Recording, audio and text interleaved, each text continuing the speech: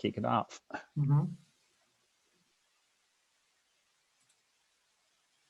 Hi, everyone. Today, we are very excited to have Dr. James Chell from Spatial Transcriptomics previously, but now 10x Genomics. And briefly about Dr. Chell is that he received his degrees from Europe, and one of them is a Bachelor of Science from University of Sussex, and Master's and PhD degree from University of Cambridge. Then after working as a postdoctoral researcher in a couple of institutes, he joined the Spatial Transcriptomics company. And about 2 years ago, so they were merged with 10x Genomics. And today, we're very excited to have him as our speaker. And he will talk about breaking spatial barriers, introducing Visium spatial gene expression for FFPE. And without further ado, I'd like to turn to James. Thank you very much for the introduction. So it's a real privilege for me to be able to present to this forum, which I think is, a really fantastic place for, just showcasing what's happening in spatial research and what can be done now in this area of biology. So primarily today, I'm really excited to introduce, Visium for FFPE, so how we've brought our Visium platform, to the FFPE samples. And I'll go through that. It's different, and some of the applications that we can use with this. So maybe in this forum, this is a bit of a generic slide that's not needed, but the significance of spatial, how if we really want to understand what's going on in a complex tissue, that spatial information is key, how things relate to each other and what's going on in the great heterogeneity that's there. And, typically not anymore, and many people on this call will have been changing this, but typically when you want to look at the gene expression in the sections in tissue, it would have been very low plex, and really we want to bring the world of omics and transcriptomics into this spatial realm. And with Visium, this is a great way to do that, to combine in this case with FFPE again, essentially the whole transcriptome, and map it out in its full spatial coordinates and allow you to really start to understand tissues and what's going on at a gene expression level. So it's was a great year last year for all spatially resolved transcriptomics, and particularly for Visium as well. And in terms of the uptake of Visium since launching with 10x, we've seen a really great increase in the amount of papers, preprints, and publications that we're helping to underpin, and allowing those researchers to explore spatial gene expression. So that's been a really fantastic year for us and for spatial in general. So yeah, why I'm here, or what I'm going to present about, that I've been working on with the team for the last year and a bit, is how we brought FFPE tissue compatibility to Visium.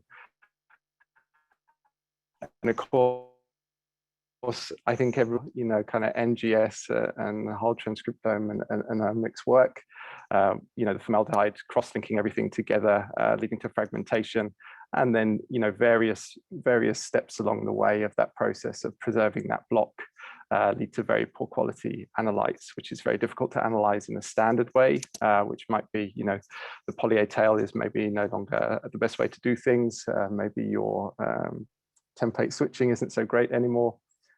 So, how do we get around this? And we've introduced a new chemistry to the Visium platform, which is not poly A based, which I'll go into detail with later. And this approach overcomes, all the transcriptomic challenges introduced by FFPE processing, and enables, a highly specific and very sensitive detection of the transcriptome. And we're launching with a product for human and a product for mouse. So yeah, revealing the whole transcriptome in these FFPE tissues. So it's really about bringing, if you're familiar with Visium, all the benefits and power of Visium, but just accessing this new, very important sample type, which is, and will remain to be for a long time to come the principal way to preserve clinical samples. So there's a lot of high value samples we can address with Visium. Now we have this product and this technology. So yeah, I think I've probably already said this. So you know, what we can do now with these highly valuable samples is, you know, gain a complete view of disease complexity, you know, and allow researchers to discover new biomarkers, identify novel cell types and states. And really, you know, there's been a lot of work, you know, mapping spatial organization and, you know, in the cell atlas realm, and, you know, moving on in development, identifying, you know, what happens over time in terms and biological processes occur. So this is where we are. It's already a product, so a whole transcriptome analysis for human or mouse with the same high resolution of Visium, allowing true discovery. You can co-detect protein. Now in San Francisco. You can co-detect protein. In this case, what we mean by that is you can do IF. It's still IF compatible with this product, and then, you know, the same streamlined data analysis through Space Ranger and our Loop browser for a nice efficient workflow, all sort of kitted and ready to use. So now I think for many here, the kind of interesting bit is how it works and how we've sort of tackled this, tackled the problem of FFPE. So here at the beginning, we'll go into more detail after this. Just an overview. This is going to look extremely similar. So in this case, sample prep is not the fresh frozen sectioning, but sectioning, you know, your a 5 micron FFP section on your microtome, taking it through the water bath and onto our slides, and then standard drying, dewaxing, and then either an H&E stain, allowing for, you know, analysis by pathologists and annotation, or you can, instead of the H&E stain, perform immunofluorescence if you'd like to detect, you know, your markers or proteins, protein markers of your choice to run the analysis that way. So once we've stained, and this is where you already see the difference. So this is a hybridization-based assay. So after staining, you hybridize your probes. And this is a very gentle first day of this protocol. So hybridization is overnight. And then start the next day, you will ligate your probes. You'll see what this means in a sec. And then you'll release the probes, permeabilize the tissue, and then you can capture your analytes onto the slide. In the same way with normal Visium, the slide, then we transfer the spatial coordinates onto the analytes before taking them into the test tube to then do a quick indexing PCR and cleanup, and then, you know, your sequencing and visualization in the standard way that you would do for Visium. So we're using the exact same Visium slide, which many will be familiar with, but for those who aren't, the slides come in 2 flavors. You can, with 2 active areas or 4 active areas, so you can have up to 4 tissue sections on a slide for spatial analysis. Each active area, 6.5 by 6.5 millimeters, contains around 5,000 barcoded spots. So each spot has its individual probes. So each spot has a unique barcode, and that's what allows us to map back all our reads and NGS data back to a specific location in the tissue.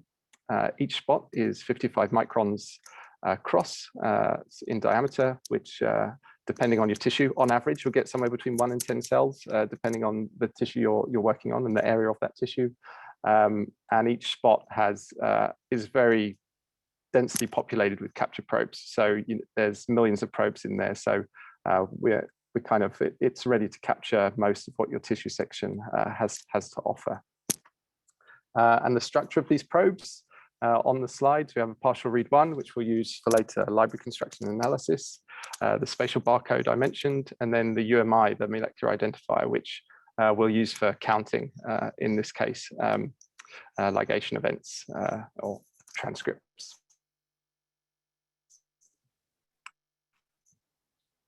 So here is the kind of overview of the protocol and what we're up to. So this new chemistry, it's based on RNA templated ligation, which is very sensitive but highly specific as we're using this split probe approach. And what this means is we have an extremely low background for this assay. It's extremely clean. So we're launching, as I mentioned, human and mouse. So one probe set for human, targeting 18,000 protein coding genes, and one probe set for mouse, targeting 20,000 protein coding genes. And when we target these genes, essentially we're looking to target all the major isoforms or principal isoforms of that gene with as few probes as possible. And when we need more than one probe pair, we will make sure they don't overlap, so they're unique. So if we start in the middle at the top, you can see we have our probe pair. So LHS and RHS, we just call them left-hand side and right-hand side. So the left-hand side probe there you can see is where we carry our partial root 2 sequence that we can use later for library construction.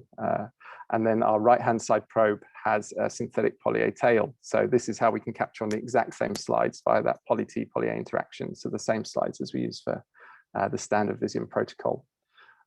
So yeah, the left and right-hand side will be both be complementary to our sequence of interest within our targeted transcripts for a given gene.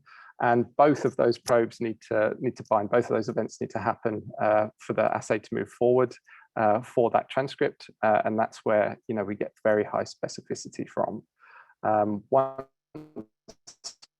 both those probes are bound, if we move down to the middle box, the central box, once they're bound, hived and bound, which I mentioned happens overnight, then we're ready. We can do a ligation of those probes. So once we ligate and we have that full-length ligation product, that's the molecule that can then be taken through the whole assay to be analyzed and then demultiplexed back to the tissue later. So following ligation, how do we get to the captured on the slide? We need to release this ligation product. So we then do an RNase digestion to degrade and digest the landing sites. So then we have our free ligation product, and then we permeabilize the tissue, and that then allows this ligation product to be captured on the slide. So we'll go through that step by step again a little bit.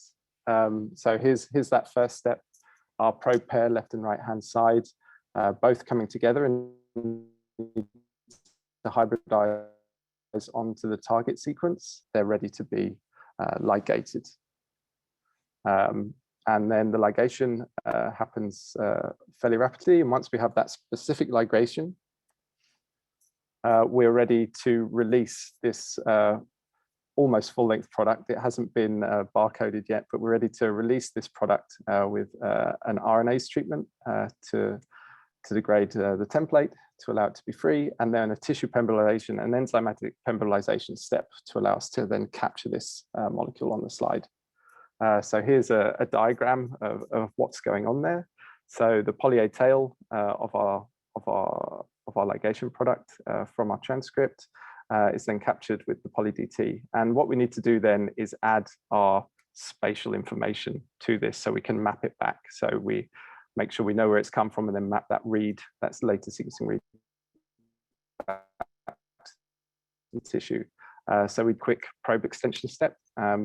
So that will then add the UMI for counting, the 10x barcode for the spatial information, and read one that we need for library construction to this molecule. So now we have a spatially barcoded full-length ligation product taken from a single transcript. So then we just elute this molecule or this ligation product, this now barcoded product off of the array oligo, and we can then transfer this into the tube. Now it's been spatially barcoded.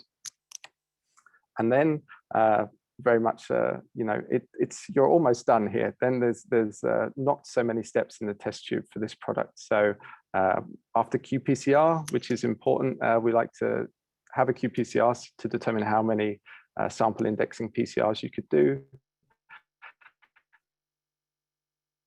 You should do, but and then a single bead cleanup away from sequencing. So it's a really user-friendly protocol. I have to say, it's not a a very intense protocol, and I think people will enjoy using the Visium for FFPE product.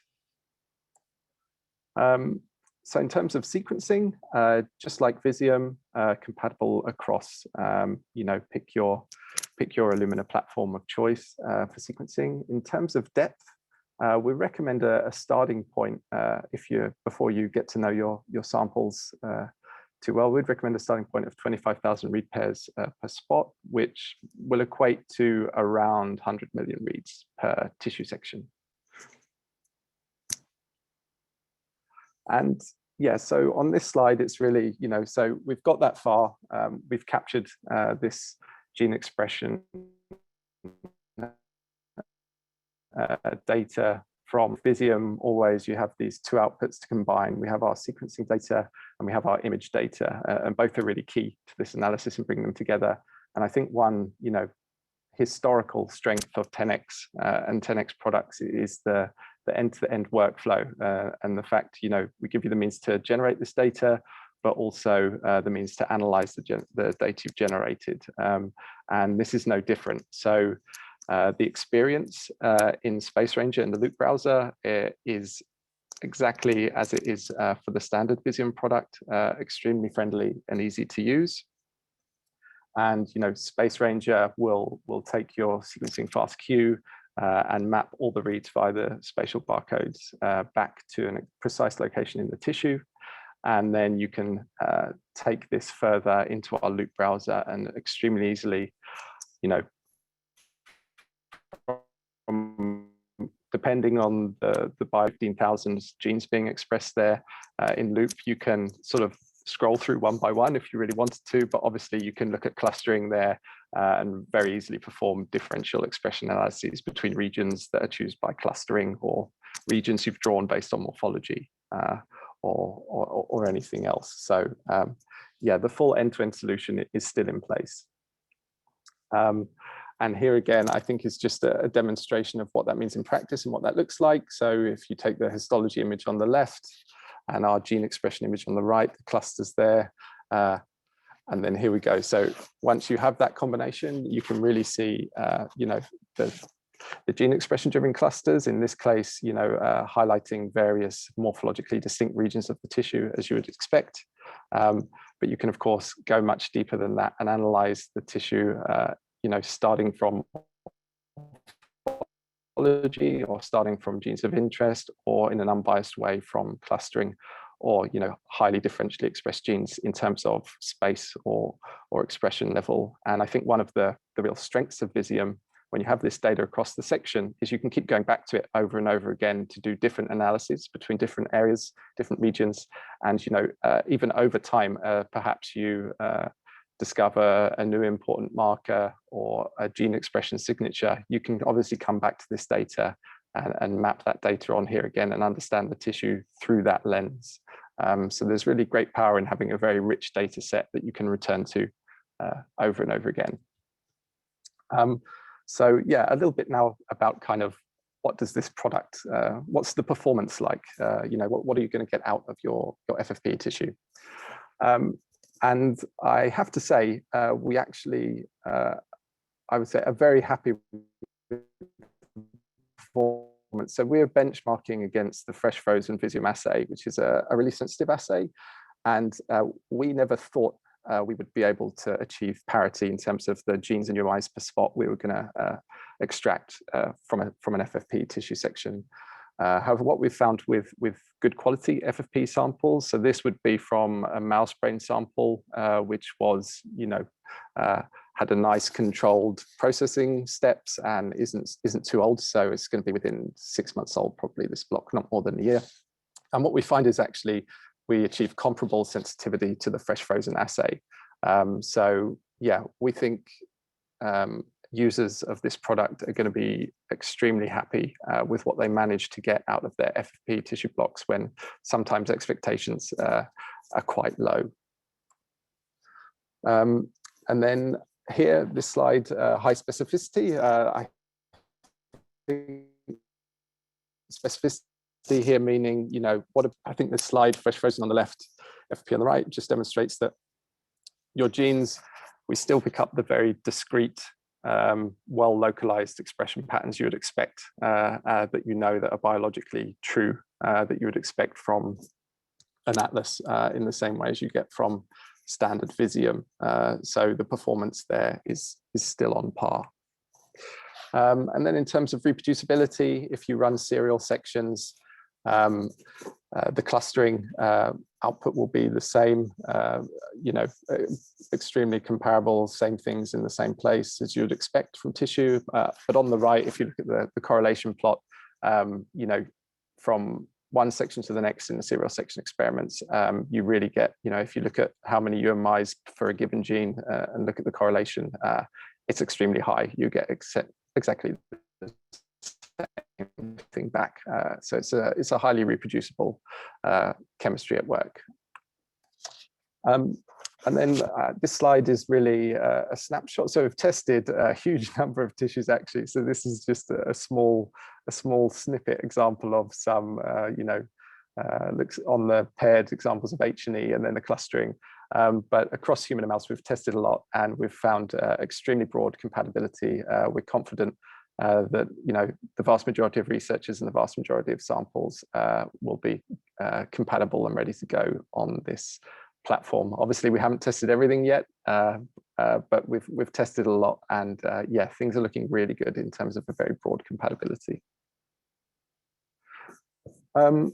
So now a little bit of kind of what this looks like in practice if you dig into a tissue a little bit. So this is a section on the left, an H&E section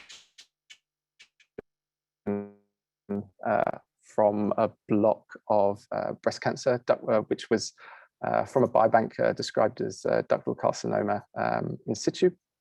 So this block is from 2016, so it's 5 or so years old, and it has what we look at in terms of quality when we're judging the quality of blocks. A really good guide for how the assay is going to perform is how fragmented the RNA is. So we actually use the DV200 measure, and the DV200 of this block was 57%, so which is not bad. And if your block has been processed well, then yeah, this one's 5 years old, and and if it's been processed and treated well, you can move into older blocks up to 10 years. We would recommend for the assay staying at 50% DV200 or above. You can get data below that, but we would support 50 or above to make sure you're going to have really beautiful. Right there, you see total genes, and the genes per spot. I guess in this sample is ranging from around 2,000 to 8,000 genes per spot. So yeah, this is kind of then, yeah, combining, as we already showed before with mouse brain image, how the gene expression data and the clusters all map back onto the tissue. And you can kind of approach these data sets in two ways. You can start from the image, which might be working with a pathologist and getting their annotations, and then moving from there, regions of interest, and then adding in genes and building a story from there, using the Loop browser or the third-party tools of your choice. Or you can start from certain genes of interest, marker genes or signatures, or the unbiased clusters, and move from there. So in the middle section there, you can see all the different clusters and the that's here is really an example of heterogeneity at work. So this is a triple positive breast cancer, so defined by being HER2 positive, usually at the protein level, HER2 positive, so coded by ERB2 there on the left, progesterone receptor positive, PGR in the middle, and then estrogen receptor positive shown on the right. And actually you can see here some quite distinct expression patterns. So the ERB2 is kind of a bit more universal in the regions of what we know are actually ductal carcinoma, whereas the progesterone receptor has quite a distinct pattern of being enriched in a lower area there in the middle picture, and estrogen receptor is a little bit different again. So just as an example of heterogeneity and things that can pop out when you are able to analyze your data, with the spatial transcriptomic method with Visium. And here is an example of when we can combine then a pathologist annotation work from that. So in red here is outlined the ductal carcinoma in situ.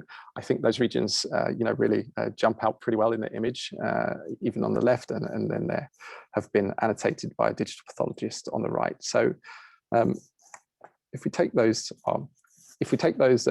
regions of ductal carcinoma, and then just in the loop browser here, what we've done is just select the clusters which had been highlighting those regions and make those a single feature.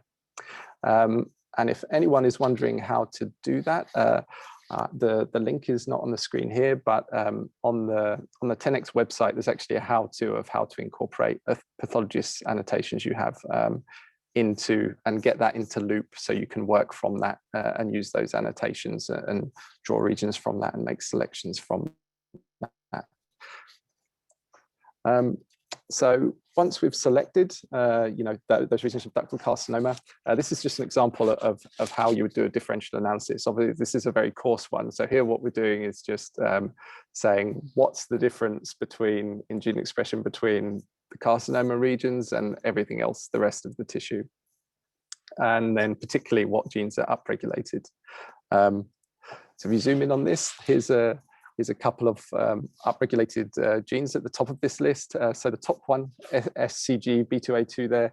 So that's a mammary specific gene, and that's actually been increasingly used for identification and detection of disseminated breast cancer cells. And then second on the list there, highlighted with the box, that's actually a gene well known to be upregulated in breast carcinoma. But obviously this is just a few genes, and when you're doing these analyses, there's obviously many more genes to scroll through and look and guide your research and discovery from. So that's kind of how things work and the performance of the assay, just a flavor of it. So what about applications and what people can do with this? So broadly speaking, and I think this audience already knows this very well, in all biology, all tissues, complex tissues, I mean, the spatial element is so important. So the applications are incredibly broad. Here, if we just focus on oncology, immunology and neuroscience, three big areas, three very important areas. In oncology, with Visium, what are people doing and what will be able to do even more of in more sample types now, new sample types, high value samples with the FFPE Visium product, is looking for tumor biomarkers, perhaps, drug targets, determining alterations in signaling pathways, which is of course an application which is relevant in every kind of developmental disease repair process, looking at that, and identifying gene signatures which could be very important for prognosis or diagnosis, and that's really where Visium is playing a role, and we expect it to perhaps play an even bigger role as we now access FFPE samples. In immunology,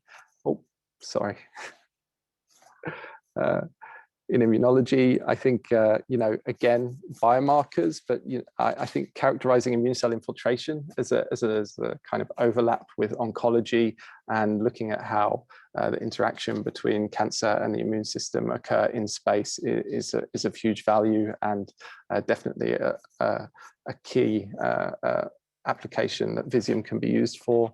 If we hop over to neuroscience, I think looking at how the brain microenvironment is resulted in various different neuropathologies is where Visium is proving useful. Looking at glial activation in different diseases, and not just concentrating on disease, looking at development and looking how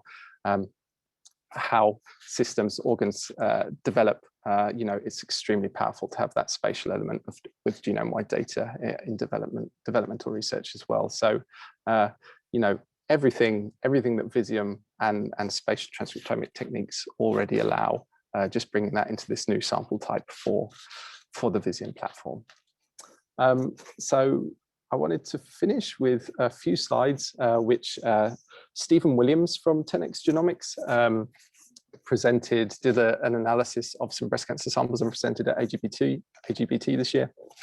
And I'll just share a little bit to sort of give examples of the kind of analysis and that you can do with the with the technology. Or DCIS is a pre-neoplastic lesion, which can then later give rise to an invasive carcinoma at quite a low rate, so 2% over 5 years, or I think around 5% over 8 years. So women with this condition will receive preventative treatment.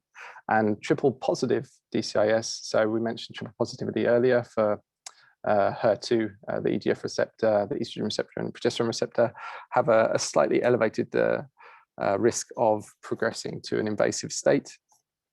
And in this study, Stephen wanted to look at the tumorigenic potential that was going on here, and look at the microenvironment in terms of immune cells and what was happening in this tissue, in these specimens. So the way this was done, combine different technologies and also compare fresh frozen and FFPE, again, the performance and the data you get back. So from this tumor, so this was this tissue, I think, is about 2 years old, and it was just retrieved from a biobank. So a block was taken. So from this resection, half of it was processed for FFPE, which then we can take sections from and do our FFPE for Visium assay. The other half was flash frozen and stored at -80. And then of that flash frozen specimen, half of it was embedded in OCT, so we could take cryo sections and do Visium for fresh frozen, the classic Visium assay. And then the other half of that flash frozen tissue was actually used for single nuclei isolation, so we could do gene expression, single cell gene expression, single nuclei gene expression using the Chromium platform. So in terms of just again coming back and having a look, well, what would the fixed versus fresh frozen specimens give you? So again, we actually found in terms of genes detected per spot, saturation curve against the reads. Again, we found really comparable sensitivity between the FFP and fresh frozen in terms of what we were able to extract from the section, which was great. And then if we go into, again, working with pathologist annotations, which is really valuable and quite powerful, but then also showing where Visium can take you beyond that to understand the heterogeneity within those annotations and actually sometimes identify things which were not annotated. So revealing things that you would not otherwise see. We find that, we can very easily identify with gene expression this sample as being ductal carcinoma in situ. So just as a sort of sanity check along the way, to make sure this tumor was as described. So it was, retrieved from the biobank as being triple positive. And then when we do the protein stains with IHC along the bottom, they exactly mirror what we find in gene expression. So these are sections from the same block, slightly higher than when we ran the gene expression analysis. So you can see we capture that triple positivity in gene expression, and as in this case confirmed by the protein, but we're already capturing it in this section. You can see the expression patterns of these genes cycling through the annotations on the right hand side.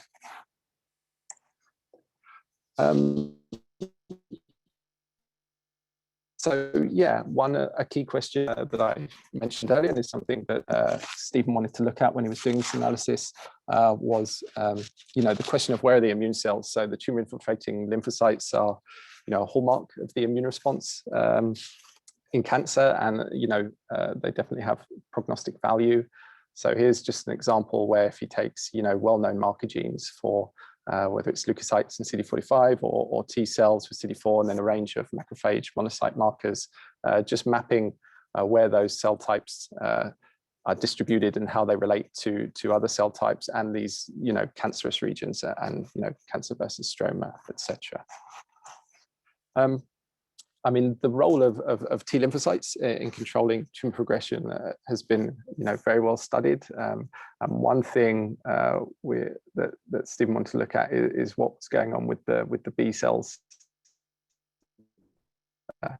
this context. Memory B cells generate plasmablasts, which then can become long-lived plasma cells. So this kind of terminal differentiation of the B cells, and long-lived plasma cells can then provide humoral immunity. So the presence of these three populations, memory B cells, plasmablasts, and plasma cells, indicate an ongoing and active B cell response, and then antibody-dependent response within the tumor, which could have interesting applications in the prognosis, diagnosis, and prognosis. So this is where we then combine the single nuclei data that I spoke about earlier. So of the fresh frozen tissue, single nuclei were extracted and run on the chromium, and then we get our cell type signatures from this. So the cell types come out and we get gene expression signatures from them. Spoke about, and the plasmablasts and the more mature differentiated plasma cells could be found. So then we have our single nucleus data, we have our Visium data, and then as is quite common and extremely powerful, combining single cell and spatial data. So then this is what Stephen did to then map these B cell populations at different stages of maturation onto our spatial data to see what's happening. So essentially taking the expression signature and then estimating the spot level cell type proportions within the spatial data to provide insight into how cells co-localize and where these cell types are located. And that's shown here. So then it was possible to pick up the memory B cell signature, the plasmablast signature, and the mature plasma cell signature. And obviously they have quite distinct patterns, and how they relate to the regions of DCIS are also different. So that's quite interesting. It's just an example of, the kind of things and the kind of analyses you can do with the technology. So yeah, in summary, with some of the data we showed here is just an example of how you can sort of understand such samples. So in this case, a preneoplastic tumor, to obtain insights into what's happening there, the level of disease progression, maybe looking at certain biomarkers that come up from differential expression. And they can be used, this technology can be used to determine drug response and resistance and many other things. And I think something to stress is it's a really powerful complement to traditional histopathological methods. So, I think being able to incorporate digital pathology and understand what's going on there, and combining that with the whole transcriptome analysis is incredibly powerful. And that's what we can do with Visium in general to spatially resolve the whole transcriptome across the entire section, in this case FFPE, with that sensitivity and specificity to bring that to researchers. So yeah, here we are. We're already live with this product. It's actually already available to order. Yeah, so it's whole transcriptome again for either human or mouse. The same high resolution, the same slides as with the standard Visium product, and it's true discovery, being, giving you a whole transcriptome across the entire tissue section, which you can go back to again and again and analyze and do, limitless experiments, limitless comparisons with, kitted and ready to go. And as I mentioned, you can, instead of H&E, do an immunofluorescence stain if you prefer, and then the classic streamlined data analysis, the Space Ranger and Loop browser provided by 10x to help you analyze that data you've generated. So it's a fairly friendly protocol. Compared to the fresh frozen product, one thing that's different is there is no tissue optimization to do beforehand. So there's a single universal set of permeabilization conditions for the tissue, which I think will be appreciated by many end users. Okay, am I okay for time, guys? I have just a couple more slides, if that's okay. Yeah, absolutely. Okay, so as I mentioned, we can do, as with all Visium You can do IF instead of another section from one of the breast cancer samples we had earlier, showing we cluster it in exactly the same way, identifying the different regions of carcinoma and the heterogeneity within it. But obviously, this is just a handful of proteins. And what I wanted to mention here is something that's a very exciting development, which will be coming soon from 10x. And that's just about enabling, proper high multiplex multiomics on this platform. So the highly multiplex protein product, which is coming soon, will allow you to measure sort of tens to hundreds of proteins, give you that spatial multiomic readout, and it will be launching with FFPE compatibility. And I think one thing we're quite excited about this assay is this will be done in the same to look at your protein or your transcriptome on serial sections and then bring them together. This will be all done in the same tissue section. So the assay I've just shown, you'll be able to layer on at the same time multiomic data. This will be based off 10x's feature barcode technology. So just to capture those in the tissue at the same time as interrogating the transcriptome. So we think this is going to be really powerful technology. I think, I think we understand the value of the proteomic data, and that's coming soon. So with that, thank you to all my colleagues at 10x and our many collaborators, and thank you again for letting me come and speak, and happy to chat and take questions now.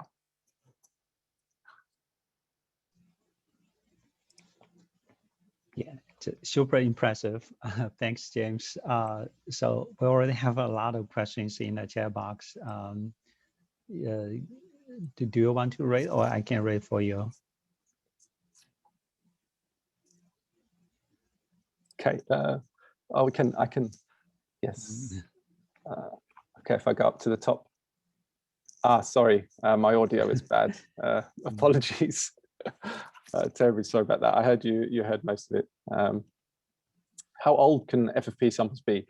This is a great question. So I think what we've found is, we've already gone up to 10 years old, but really it's not so much about the age, it's really about how is the RNA in your block, and it's not solely about age. So I think a lot of what happens before the sample is processed, is key to whether the RNA is going to be in good condition. So the ischemia times before fixation, whether it was held for too long high temperatures during processing. Obviously, super old stuff that's decades old.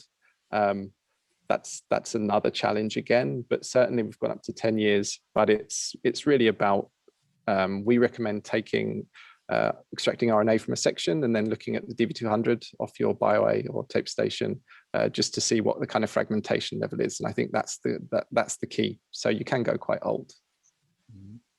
How many tissue sections on one slide? So we have the standard slide, which is 4 sections, 4 capture areas and 4 sections. But we now have the gateway slide option, which is just 2 capture areas to just run 2 sections. Sorry, trying to pan down. Here we go. How large is each spot? So each spot is 55 microns in. Already been answered.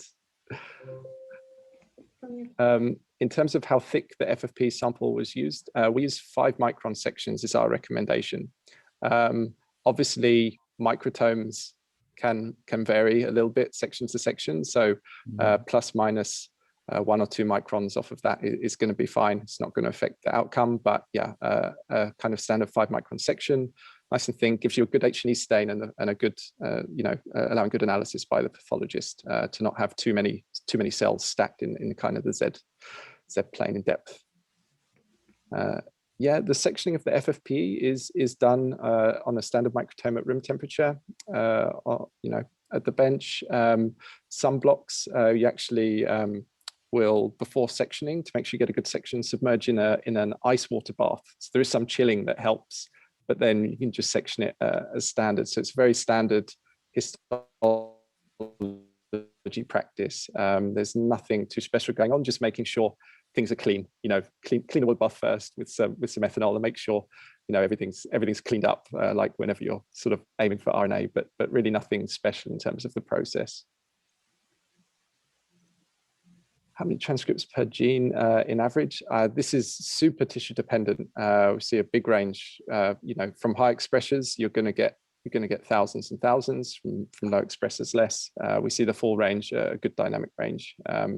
So yeah, completely dependent on your tissue and then your block and how it was treated before. But yeah, if you have highly expressed genes, you'll get a huge amount back, and if you have modestly expressed genes, you'll still pick them up, and it's a very clean assay. But yeah, it's kind of tough to answer in general what you'll get back.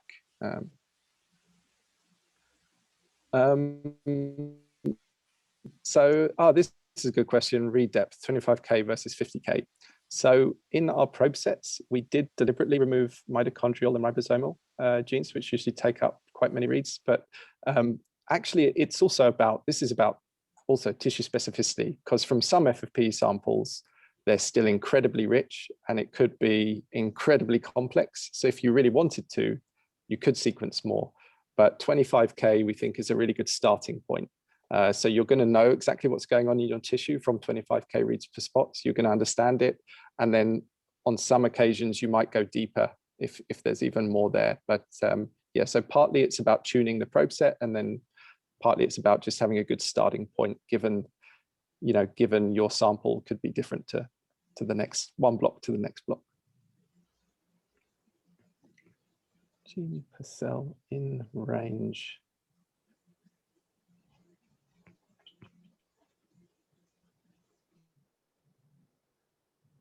Yeah, the transcripts per gene per cell in range. I'm not sure about the in range. Again, it's very, very dependent on your sample. When will Visium for protein be available?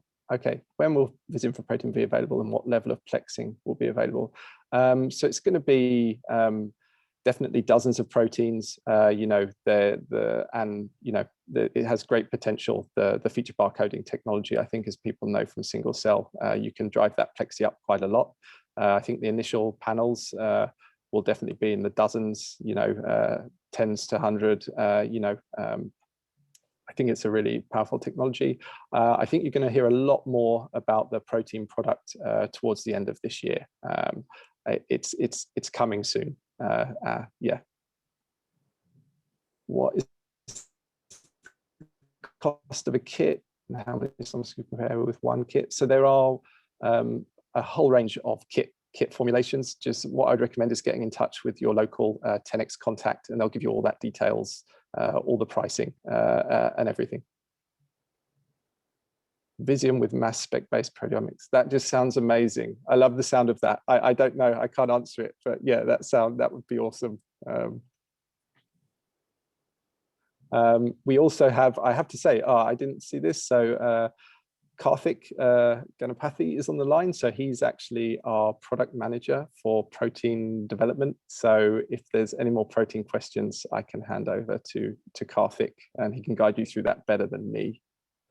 Hey, thanks, James, and thanks everyone for the questions. I think for the question from Wyatt, I think James sort of answered that already, right? So we're aiming to launch the protein product by end of this year, early next year, and the plexing, we'll definitely aim for multiple dozens of targets, but we're still in sort of development phase internally, so we haven't sort of finalized where that we're going to land, but we're going to try to make that as compelling a product as it is, as much of a compelling product it can be for you guys. Thanks, Karthik. How to determine the best clusters if there were not annotation? That's a great question. So, I mean, the default is a kind of unbiased, clustering that we offer, but clustering is always tunable, and if you bring knowledge into it, you can drive it in a certain direction. Not everybody will be interested in the pathology that still want to go with FFPE, but we think it will be very big. It's not essential, but then you can analyze it just from, you can say which are the most genes differential in space and just are they interesting, and or look at the cluster, but you do have to bring it back to the image. So if you want to go beyond the morphology and really have, you know, high level annotation, then you can always take it to a pathologist. So that's the other thing. This image, if you capture it, so we've changed actually the staining and imaging protocols. You're going to get better H&E, a good contrast image, and it's always cover slip on with this product, because we want to make sure, even if you're someone that doesn't care about the image, then they're out there. We know not everyone is too into the image. What you get will be a good image, and if you image with a high numerical aperture objective, you're going to have that good image. And if you think you have something really interesting, you can send that image to a pathologist again, so that's ready to go. FFPE detecting more than fresh frozen, I think they're very comparable, sample to sample, comparison to comparison. You know, they're just very comparable. In mouse tissues, we can have very, very matched controls. In the human, it's always, you know, they're not the different block faces of a split down the middle. So there's some variance, there's inherent variance in the controls, but I wouldn't say we're better than fresh frozen. Custom probes is a fantastic question from Christoph. Can there be custom probes? So we're kind of, where we are right now is listening to what customers want. Obviously, it's very possible to, you know, there's great possibilities to design these probes in different ways and spike things in. And right now we're listening to early users and customers, and really we want to hear. So if you have an interest in that, please get in touch with 10x if that's a use case. And technically it's possible, but we just want to understand what do you guys want, what's the priority. But yeah, that's a great question.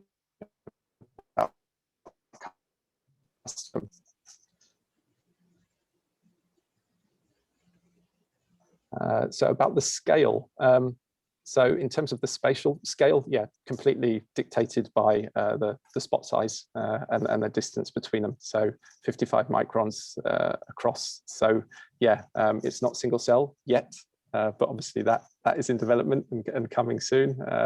But yeah, it's fairly fine detail. Still pretty high res, I would say. Proteins will also be quantified by NGS, yes, from our TotalSeq technology. Pancreas, I have seen some nice pancreatic data, I can say, for compatibility. Okay, I think I maybe exhausted the questions, but happy to take more. Yeah, I think it's a record speed to answer so many questions within a couple of minutes. Thanks so much, James. Finally, I think I get the chance to ask my questions.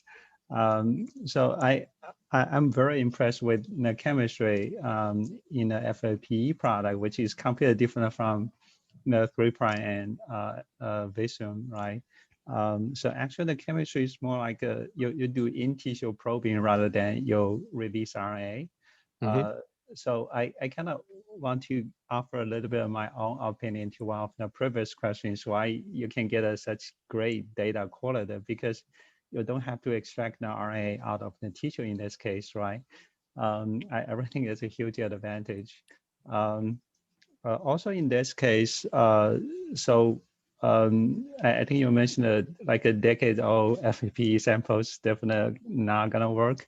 But on the other hand, we also notice sometimes kind of relatively fresh FFPE samples may not work either if you know how busy our clinicians are and how they handle the samples. So we really need something like a RAN number, but probably totally different way to do quality control. Since we don't extract the RNA and the old RAN number index is largely based on so when people do NGS of the FFPE sample, right, you gotta extract the RNA and make the library and the sequence, and the extraction step damage the RNA, damage your material a lot, since you don't have to extract. So actually, probably you should invent a different Yeah. index. That's what I have been thinking for a while. Yeah. But, yeah, I think the RIN is really, for all FFP, even the fresh stuff, it's going to be like 2 or something across the board, and it has no predictive value anymore. And I think Illumina developed there's a few methods for looking at if you extract RNA, the area under the curve and how to divide it. And actually, I think the metric Illumina started using the DB200. So how much is of your RNA is still over 200 nucleotides in length. This we recommend. We find it to be a really good rule of thumb and a guide to the quality and how your sample will fare in the assay. And yeah, actually, I think recently Joachim Lundeberg published on spatial RIN for the standard Visium product. So you can kind of see within the section how RIN values and quality changes, which you'd expect in regions of necrosis, but just in general, it's very interesting. Yeah.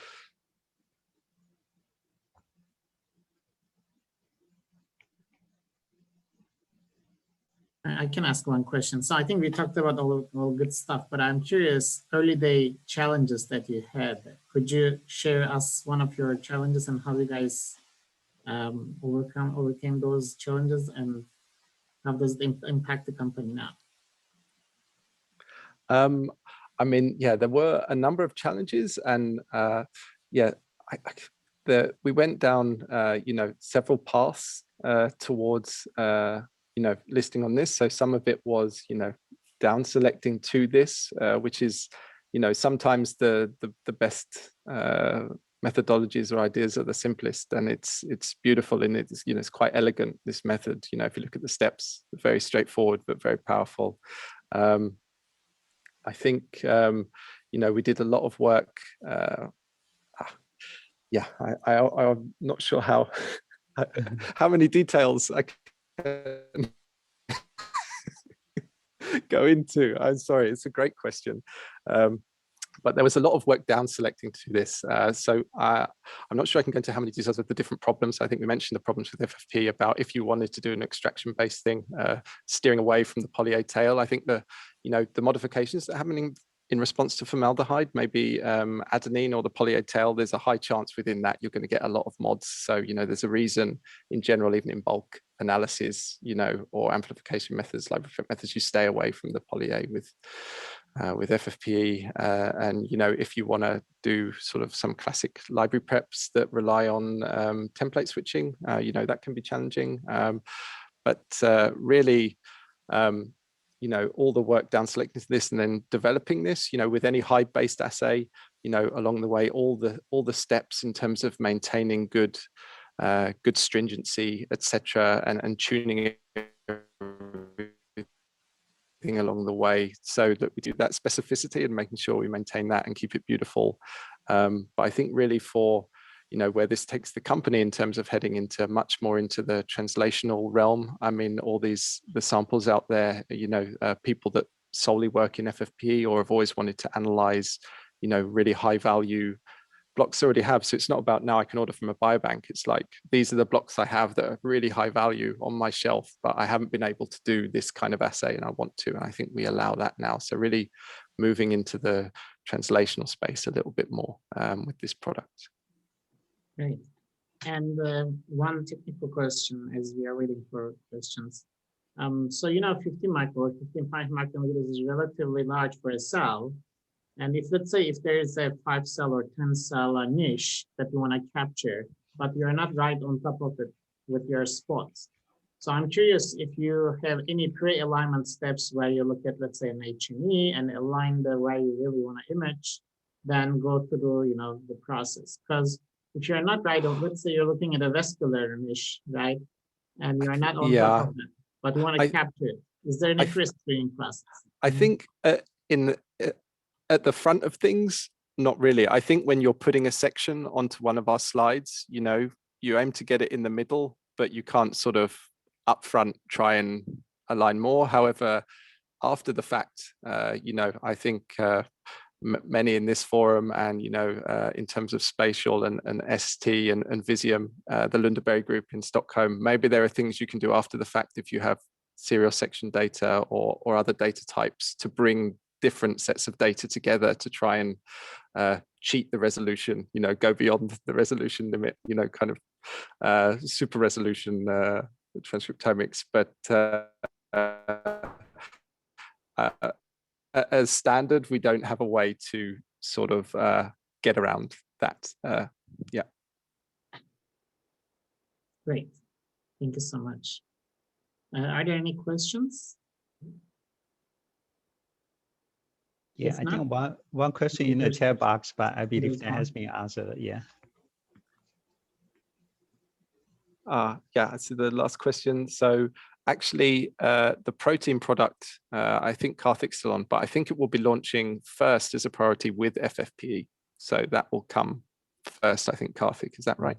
Yeah, that's right. So we'll be launching in the timeline that I provided earlier applies to the spatial protein product for FFPE, and the same type of protein product for fresh frozen tissues will follow that. Mm-hmm. Yeah, also, Ahmet, I think a few people kind of direct message me asking where to look for the video recording link. Maybe you can let people know.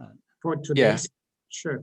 For in general, so the seminar series. Yes, so there is a website called spatialomics.net, and I'm posting the link here, and under which there's a talks section, and it's basically /talks, spatialomics.net/talks, and .net/talks. If you go to this link, then you should be able to see the most recent talks from the Series 5 and earlier ones as well. So hopefully you'll be able to see and stream them. And they're also uploaded to YouTube. If you click on the YouTube links, you can also go to the YouTube channel. They're basically in the order of appearance, starting from the Series 1 all the way to Series 5. Mm-hmm. Great. Any other questions? If not, let's thank the speaker again. I'm going to use this clapping sign. Thanks, James, and thanks. Thank you. Thank you for allowing me to come and present. It was a real honor for me. I think this forum is amazing for exactly what it says on the tin, Spatial Omics. I think it's fantastic and a beautiful forum. So thank you very much for allowing us to come and talk. Thank you. Thank you, James. And before we wrap up, I'd like to announce that also we have next week a speaker from academia, Dr. Jun Hee Lee from University of Michigan. And the talk will be about SIG-scope, microscopic examination of spatial transcriptome for single cell and subcellular studies. And they have an already paper out by archive preprint. So if you want to read it, please feel free to do so. And with this, then we will be wrapping up for today. And thank you guys for again participating. And I hope to see you guys next week. Please enjoy your weekend.